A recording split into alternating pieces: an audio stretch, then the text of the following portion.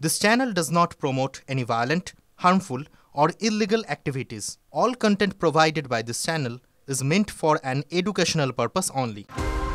New Year's ইভে কবিতা লিখতে চলেছে ইসরো, আর তাতেই নাকি ফলবে বরবটি। কি শুনে হেঁয়ালির মতো মনে হচ্ছে তো? তাহলে খুলেই বলা যাক। 30শে ডিসেম্বর মহাকাশে পাড়ি দিচ্ছে ইসরোর PSLV-C60 রকেট। সেই দুটো নতুন স্যাটেলাইট অরবিটে বসিয়ে দেবে। তবে সেটা তো আর নতুন কথা কিছু নয়। নতুন কথা যেটা তা হলো এই মিশন আসলে ভারতের নিজস্ব মহাকাশ স্টেশন তৈরির প্রস্তুতির মিশন। এই মিশনে মূলত পরখ করে দেখা হবে স্পেস ডকটিং টেকনোলজিসে আমরা কতটা সড়গড় হয়েছি।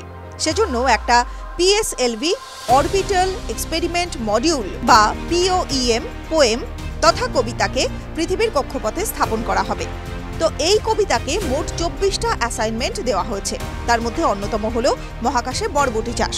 ঠিক হয়েছে মহাকাশে নিয়ন্ত্রিত পরিবেশ, খুব সামান্য গ্র্যাভিটেশনে 8টা বরবটির বীজ থেকে 8টা চারা তৈরির চেষ্টা করা হবে। অন্তত 2টো পাতা যাতে গজায় সেটা দেখা হবে। গবেষণার দায়িত্বে রয়েছে বিক্রম সারাভাই স্পেস সেন্টারের অরবিটাল প্ল্যান্ট স্টাডিজ বিভাগ। তবে মহাকাশে চাষ করে লাভটা কি হবে?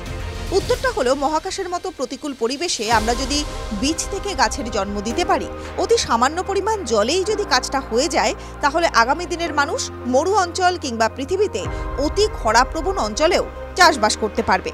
আন্তর্জাতিক মহাকাশ স্টেশনে আটকে পড়ে সুনিতা উইলিয়ামস এবং তার সঙ্গী বুচ উইলমোর দুজনে মিলে এখন লেটুস চাষ করছেন বলে নাসা জানিয়েছে। গাছটা কতটা ভালো হচ্ছে সেই সমস্ত ডিটেলস জানা যায়নি। তবে এটাও আপনাদের বলে রাখি, নাসার লেটুস এবং ইসরোর বরবটি কিন্তু এক নয়। সুনিতারা নিজেদের হাতে লেটুস ফলাচ্ছেন, আর এখানে বরবটি ফলবে রিমোটে। একই সময়ে মুম্বাইয়ের একটি বেসরকারি বিশ্ববিদ্যালয়ে গবেষণাগারে লো গ্র্যাভিটিং পালং শাকও ফলানো হবে। তারপর মহাকাশের ওই বরবটির সঙ্গে তুলনা করে দেখা হবে যে কোথায় কেমন রেজাল্ট আসছে। রোবটের সাহায্যে মহাকাশ বর্জ্য পরিষ্কার করা, মহাকাশ অভিযানে গ্রিন এনার্জির ব্যবহারের মতো আরও একাধিক অ্যাসাইনমেন্ট পোয়েমকে দেওয়া হয়েছে। এবারের মিশনের চরিত্র কিছুটা আলাদা হলেও আমরা আশা করতেই পারি যে সব চ্যালেঞ্জ সামলে অন্যান্য বারের মতো এবারও দেশের মুখ উজ্জ্বল করবে ইসরো।